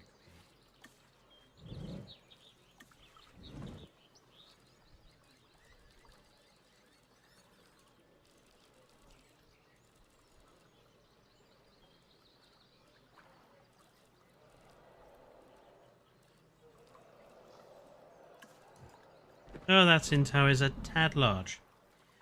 Polycanthus?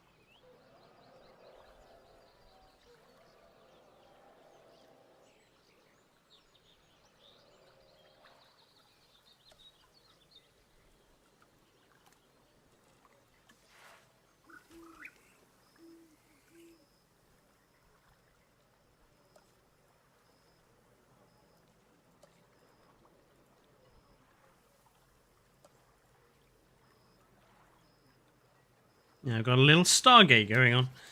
That works. I'm happy with that. I think the Patagonia Titan is it looks great, but it's a questionable addition in my opinion for reasons I explained earlier on. I don't know. maybe over the weekend or next week sometime, I might do like a collab video of like, here's everything we've seen so far sort of thing, and be like my initial thoughts now we're a couple of weeks into all seeing stuff. Like, what questions have been answered, what questions do we still have, that sort of thing. Don't know, might do a video like that, we'll see. Anyway, well, this session has been, you know, reasonably productive. We did our entire desert area, which is very, very active. And yeah, obviously this park we're just going to keep doing stuff until it's finished, essentially, which it, you know, apart from this exhibit and decorative stuff, it basically is. So yeah, I will see you guys on Sunday for the Prehistoric Kingdom How Difficult Is It to Turn a 1x1 Cube into a Good-Looking Building challenge. And we'll see how it goes there. Don't forget to like the stream if you haven't already. Please subscribe if you're new to the channel. And don't forget to look us up on Blue Sky and Discord to stay in touch with us through those socials. But yeah, until Sunday, I hope the rest of you have a very good rest of Friday evenings. Stay safe, and good night.